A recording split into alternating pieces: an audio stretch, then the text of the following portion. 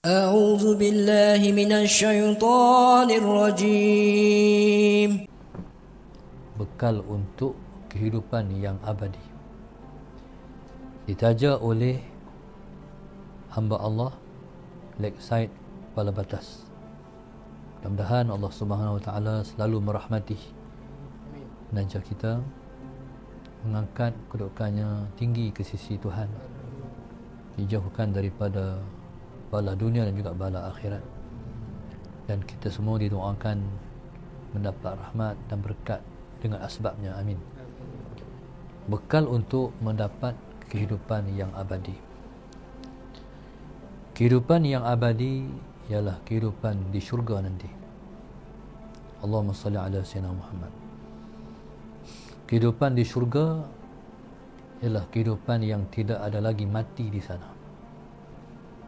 Kehidupan di sana, kehidupan yang kekal selama-lamanya. Jadi untuk kita nak menempah kejayaan yang abadi di sana, segala-galanya bermula di sini, iaitu di dunia yang sementara ni. Saya sangat terkesan dengan satu muqaddimah khutbah yang pernah saya dengar. Dunia disebut dengan Darul Mamar, sementara akhirat disebut dengan Darul Qarar.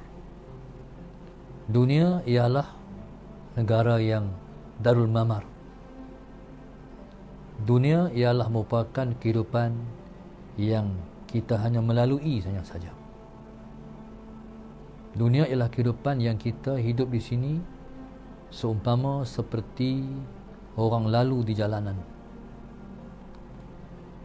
Allahumma salli ala sayyidina Muhammad. Kalau orang lalu di jalanan, kalaupun orang berhenti, bukan untuk tinggal selama-lamanya di situ.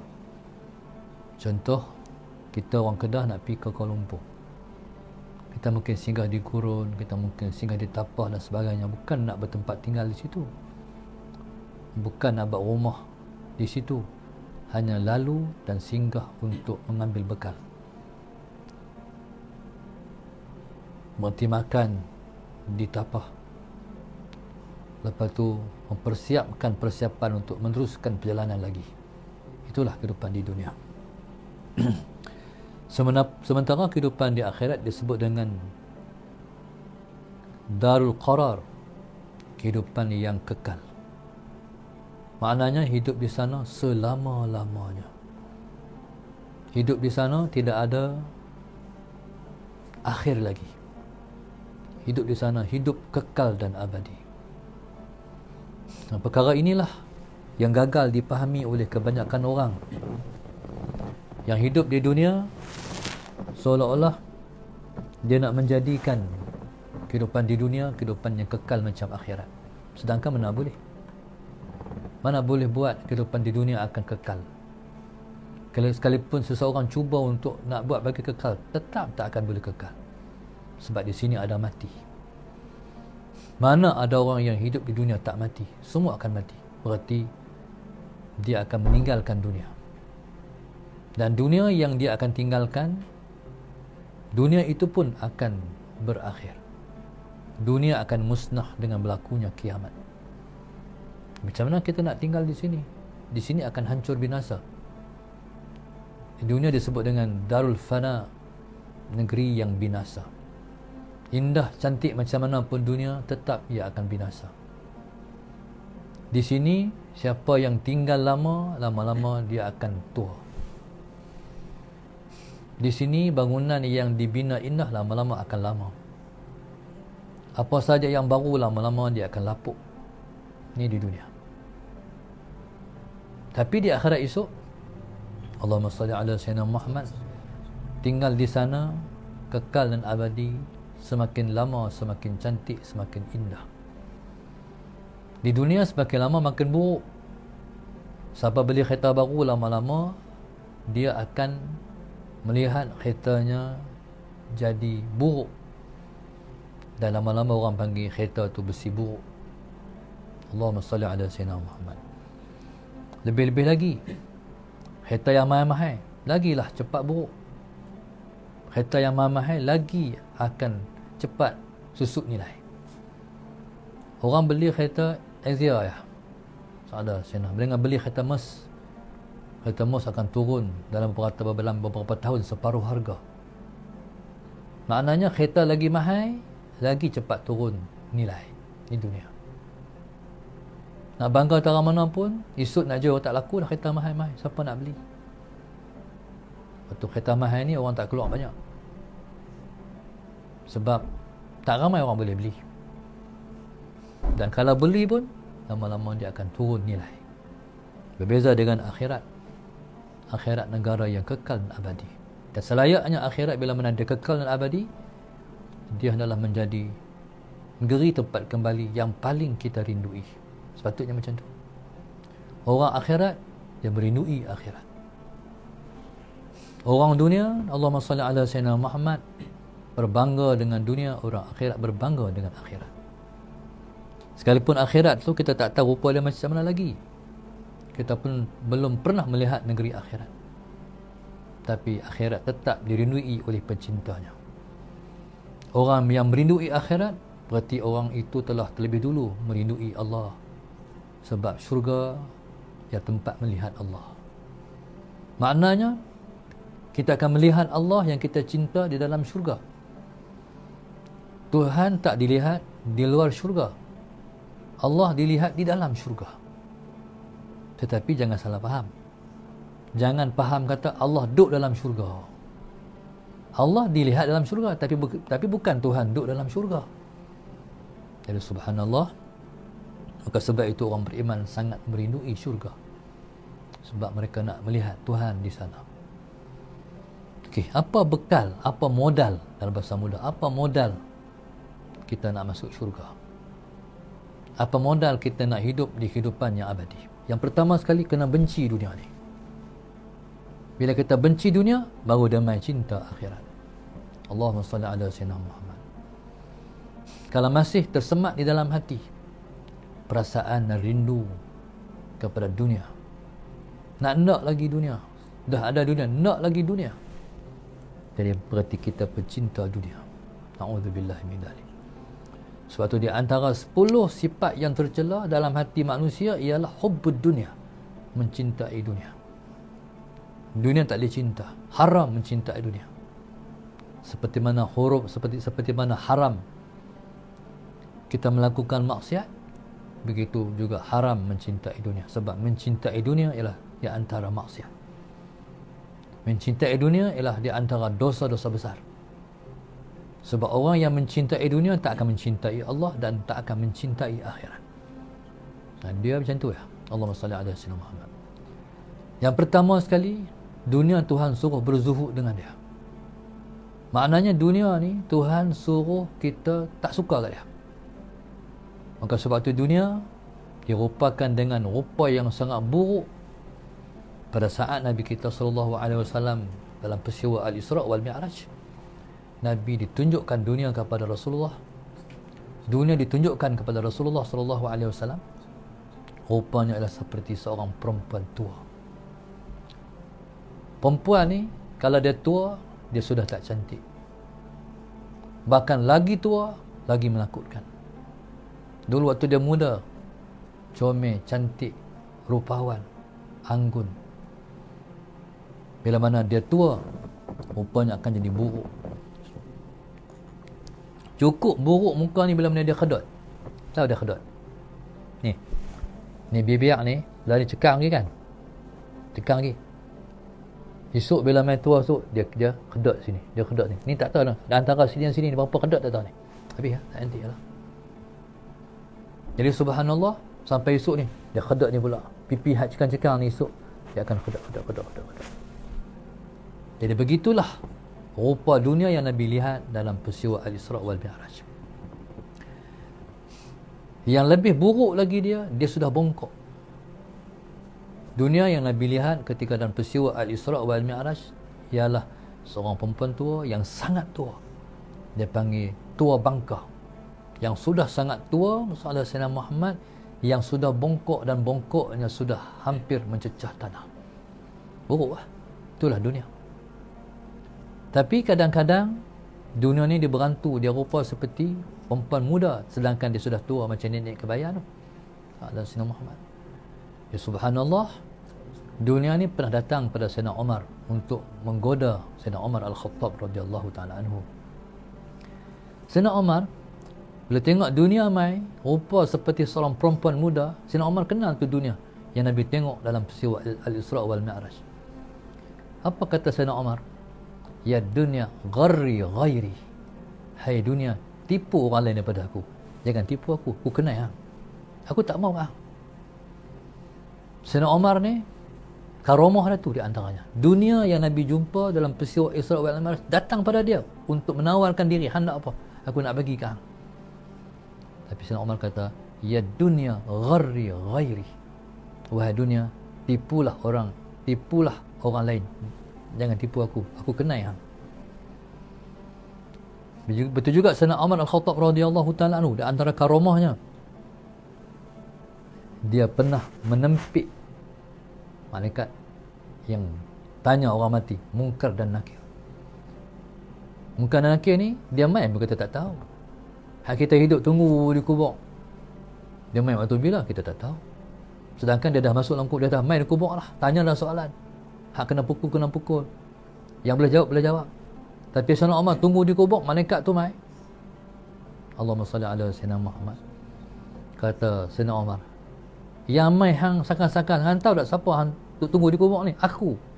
Hang tak kenal ke? Sampai tak tu Sayyidina Umar. Maknanya Allah jerapkan pandangannya sampai ke alam barzakh. Itu bukan sebarangan. Sebab itu Nabi kata, kalaulah ada lagi Nabi selepas aku, Umarlah Nabi. Itu taraf kedudukan dia. Jadi Sayyidina Umar ni, dia tak mau dunia. Dan dunia tak mau kat dia. Dan dunia nak dia. Beda dengan Sayyidina Abu Bakar. Sayyidina Abu Bakar, Sayyidina Muhammad, dia tak mau pada dunia, dunia pun tak mau kat dia. Dan dunia yang kita duduk ni, dunia yang Tuhan suruh berbekal, mencari bekal di sini. Banyak orang main dunia ni, kebanyakan orang main ke dunia lupa nak membawa bekal ke negeri akhirat nanti. Di sana siapa tak bawa bekal, habis. Mana syurga tu kena beli di dunia, tiketnya kena beli di sini, harganya kena bayar di sini, tapi kita akan dapat syurga di sana. Allahumma salli ala sayyidina Muhammad. Maka sebab itu Allah kata, fatazawwadu fa inna khairaz zadi taqwa. Fatazawwadu, cepat siapkan bekalan. Allah suruh kita mencari bekal di sini, persediaan di sini untuk balik duduk di sana. Maka Allah kata, sebaik-baik bekal ialah taqwa. Sebaik-baik bekal ialah taqwa. Apa dah taqwa? Taqwa ialah perasaan kita dengan Tuhan kita. Perasaan kita dengan Tuhan itu dia panggil taqwa. Apa perasaan yang kita rasa dengan Allah? Perasaan yang kita rasa dengan Allah yang dinamakan dengan taqwa itu ialah imtithalu awamirillah wajtinabu nawahih, iaitu menjunjung tinggi titah perintah Allah dan menjauhkan semua yang dilarang oleh Allah. Perasaan. Kalau hak tu yang disuruh oleh Tuhan, jadi perkara tu sangat besar di hati kita. Kalau perkara tu perkara yang dilarang oleh Tuhan, maka perkara tu juga besar di hati kita. Tak berani buat kalau benda tu larangan Tuhan. Dan akan buat sehabis-habis elok kalau itu suruhan Tuhan. Ya subhanallah. Contoh Sahabat Sayyidina Muhammad. Ustaz suruh nadrah sikar baju, contoh. Jadi nadrah pun contoh, dia sikar baju. Macam Kak Mas. Sikar baju Ustaz satu lay tu berjam-jam. Sahabat Sayyidina Muhammad. Ustaz ni bukan teruk sangat pun. Baju Ustaz nak suruh serika tu, nak bagi tak kenyot je. Lepas tu saiz ni jangan bagi 2. Saiz kalau 2, Ustaz sikar lain. Jadi orang yang terima amanah untuk menjalankan amanah setrika baju contohnya, soalan senang, dia akan tentu buat yang terbaik. Dia takut ustaz tengok Rasulullah Sayyidina Muhammad dia buat tak terbaik, dia takut tu. Allahumma salli ala Muhammad. Sebab ustaz pandai setrika baju. Janganlah kita tu terkurang daripada ustaz. Mana kamu kena lebih daripada ustaz. Contoh, setrika baju ni, Allahumma salli ala Sayyidina Muhammad, setrika baju, kalau kamu nak ambil saiz lama, faham? Saiz lama, kamu setrika baju, jadi masalah sama. Jadi kalau ada saiz lama, okeylah, faham? Tak ada, tapi kalau ada saiz lama, kamu nak buat saiz baru, kamu tak pandang saiz lama, akan timbul dua. Faham tak? Dia kena bagi mati saiz lama dulu, baru boleh buat saiz baru. Faham? Dia kena hampak jubah tu, hampak, lepas tu mati tu, bagi mati. Faham? Baru hampak lain, hidup saya baru. Tu perasaan. Kalau kita buat kerja, kita harap dapat perhatian orang. Macam mana kalau kita buat kerja, kita nak perhatian Allah? Faham? Ayah ustaz hebat, dia contoh pada kami. Dia tak pernah sembahyang pakai baju pagoda. Dia sembahyang pakai serba lengkap, sekalipun sembahyang sunat di rumah. Dia sembahyang, dia mesti pakai jubah, dan dia tak pakai serban. Mesti dia pakai serban, sekalipun sembahyang di rumah. Sedangkan di rumah siapa nak tengok? Tapi dia faham, dilihat Allah. Dan dia kata, kita rugi kita sembahyang, kita tak pakai serban. Pakai serban tu 70. Nilai sembahyang pakai serban 70 kali ganda. Maknanya, dia menerima tawaran Tuhan. Kita tahu, tapi kita tak buat. Rasanya orang perempuan ni kalau boleh pakai serban apa no? Sallallahu alaihi Muhammad. Orang lelaki tahu, tapi tak buat. Begitu juga ustazah. Dia kata dia heran awak lah orang tak mau nak azan. Kalau dia lelaki dia bang lah dia.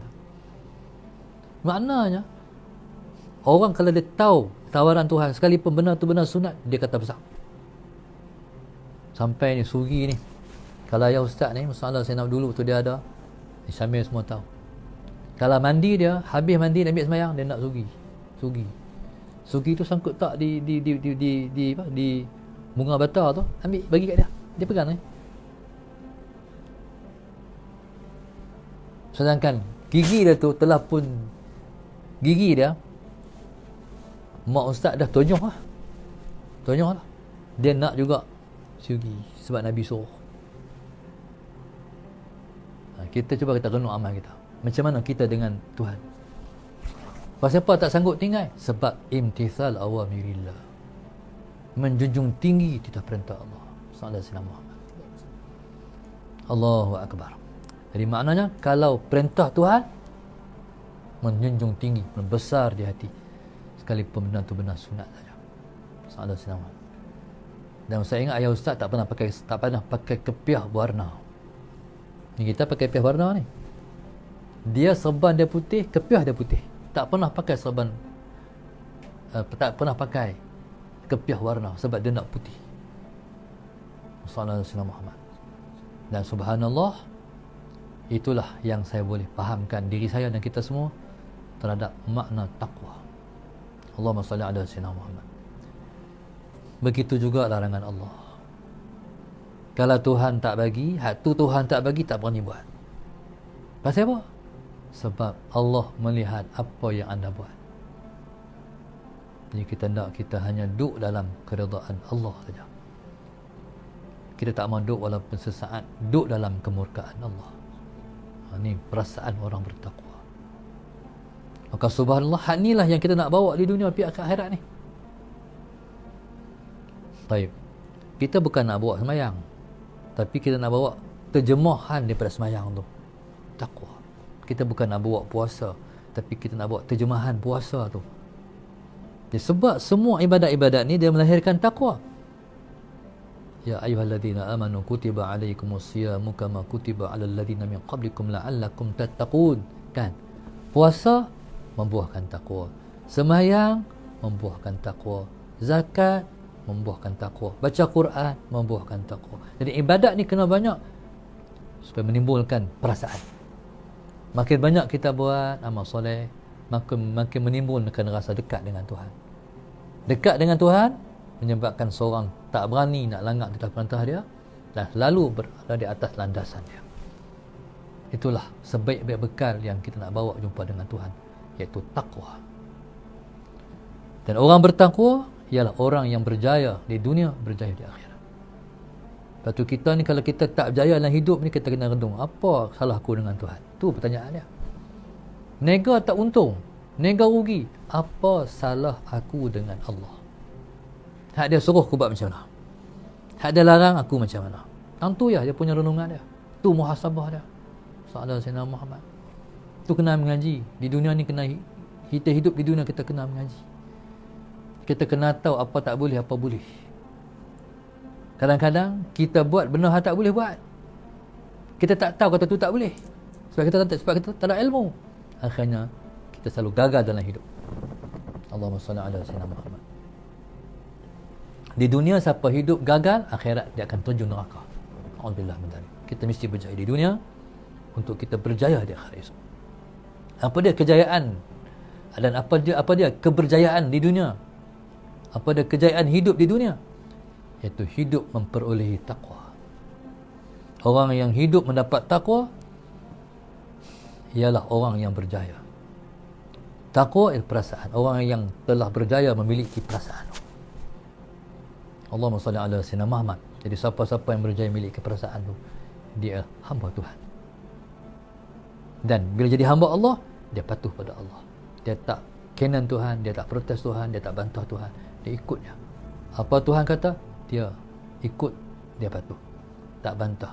Dia turut dan dia redha apa saja ketentuan-ketentuan Allah dalam hidupnya. Itulah dia panggil hamba Allah. Dan Allahumma salli ala Sayyidina Muhammad. Orang yang hidup di dunia, Allah perakukan dia hamba dia, maka orang itulah orang yang akan mewarisi syurga di akhirat sana. Seperti mana yang Allah kata, ya ayyatuhan nafsul mutmainnah irji'i ila rabbiki radiyatan mardiyah fadkhuli fi ibadi wadkhuli jannati. Nampak dah akhir, wadkhuli jannati. Wahai jiwa yang tenang, jiwa yang tenanglah jiwa orang yang bertakwa. Irji'i ila rabbiki, pulanglah kamu bertuhan kamu. Radiyatan mardiyah, dalam keadaan kamu redha Allah Tuhan kamu, dalam keadaan Allah redha pada kamu. Fadkhuli fi ibadi, masuklah kamu dalam kelompok hamba-hambaku, iaitu orang yang telah berjaya menjadi hamba Allah. Wadkhuli jannati, dan masuklah kamu dalam syurgaku. Maknanya jadi hamba Allah baru boleh masuk syurga. Siapa hidup di dunia masih belum berjaya menjadi hamba Allah, dia masih belum ada list namanya dalam syurga nanti. A'udzubillah min dzalik. Ya subhanallah, maka kebahagiaan kita lah kebahagiaan menjadi hamba Allah. Sallallahu alaihi Muhammad. Jadi jika menjadi hamba Allah ialah syurga seseorang hamba hidup di atas muka dunia ni. Sallallahu alaihi wasallam berseronok, berbahagia jadi hamba dia. Bila jadi hamba dia, semua yang kita nak kita akan dapat di dunia ni. Ada Sayyidina Muhammad. Jadi orang yang dapat kebahagiaan di dunia ialah orang yang akan dapat kebahagiaan di akhirat. Sebab itu kita minta Rabbana atina fid dunya hasanah wa fil akhirati hasanah wa qina adzabannar. Wahai Tuhan kami, Allah Subhanahu Sayyidina Muhammad, kurniakan kepada kami hasanah di dunia dan kurniakan kepada kami hasanah di akhirat. Hasanah di dunia, hasanah di akhirat. Apa dia hasanah di dunia? Kebahagiaan jiwa. Apa hasanah di akhirat? Syurga. Jadi kebahagiaan di dunia ialah bila mana seseorang itu berjaya menjadi hamba Allah. Bila mana kita berjaya menjadi hamba Allah, bahagialah hidup atas muka dunia. Mailah macam mana masalah sekalipun, tetap kita akan bahagia. Sebab kita tahu Allah uji kita sebab Allah nak tambah kebaikan pada kita. Allah uji kita sebab Allah nak bagi kita bahagia di akhirat sana. Sebab bila mai ujian yang kita nak kena tempuh, ialah dengan bermodalkan sabar. Bila sabar, pahala tak boleh kira dah. Innama yuwaffas sabiruna ajrahum bighairi hisab. Allahumma salli ala sayyidina Muhammad. Hanya sahaja Allah balas pahala orang yang sabar tanpa dapat dikira. Jadi ini Tuhan nak bagi syurga. Sebab itu orang yang Tuhan uji, Tuhan nak bagi syurga kat dia. Sebab Tuhan tahu dia akan sabar menempuh ujian yang Allah bagi kat dia. Sebab itu golongan salafun salih bila ambil ujian, mereka senyum dah. Sebab mereka tahu dah apa yang mereka akan dapat. Dan mereka tahu apa yang mereka akan, bagaimana mereka akan tempuh ujian. Dan mereka yang sabar, dan Tuhan tu dengan rahmatnya, sabar ni kita tak akan mampu sabar kalau Allah tak bagi kita sabar. Sabar tu Allah bagi. Dia bagi ujian, dia bagi sabar. Tu hebat Allah Ta'ala. Wa ma sabruka illa billah. Tidak ada sabar engkau melainkan billah, batul lil isti'anah. Wa ma sabruka, tidak sabar engkau melainkan dengan pertolongan Allah. Allah bagi engkau sabar, baru engkau sabar. Hebat tak Tuhan? Kalau dia sayang, dia uji. Kata Sayyidina Ali karamallahu wajhah, kalau seminggu Tuhan tak bagi, kalau Tuhan tak uji dia, Tuhan tak bagi dia sakit, dia sedih. Sebab dia tak ada kenaikan darjah. Kalau Tuhan tak uji, nak sabar apa? Bila Tuhan uji, barulah kita boleh sabar. Sebab itu bila mana diuji, bila sabar, bila ujian datang, senyum. Sebab apa? Sebab dia tahu apa kesudahan daripada sabar. Maka hiduplah di dunia berpedomankan Al-Quran, berpedomankan dengan hadis, berpedomankan dengan kalam-kalam hikmah daripada para ulama untuk kita memperoleh kebahagiaan di dunia, kebahagiaan di akhirat. Ya, orang yang boleh bagi kita bahagia ialah orang yang kita tengok muka dia kita bahagia. Faham? Orang bila tengok muka dia kita sabut, orang tu dia sendiri pun masalah. Macam mana dia nak selesai masalah kita? Kadang-kadang masalah ni bukan kita minta dia tolong selesai pun, tengok muka cukup. Jadi masalah Sayyidina Muhammad, itulah wajah-wajah orang-orang soleh yang selalu mendapat rahmat dan tumpahan rahmat daripada Allah Subhanahu wa ta'ala. Terima kasih kepada Allahumma salli ala Sayyidina Muhammad, hamba Allah Nik Said Kepala Batas di atas Allahumma salli ala Sayyidina Muhammad. Allah Subhanahu wa ta'ala, mudah-mudahan Allah Ta'ala limpahkan kehidupan yang dipenuh dengan rahmat dan berkat. Mudah-mudahan Allah Subhanahu wa ta'ala menjauhkannya daripada maksiat, mendekatkannya kepada taat, menjadikan keluarganya keluarga yang bahagia, dan Tuhan akan bagi kejayaan padanya di dunia, kejayaan pada di akhirat esok, dan kita menumpang kebahagiaannya juga di sana nanti insya-Allah. Wallahu Subhanahu wa ta'ala a'lam. Al-Fatihah.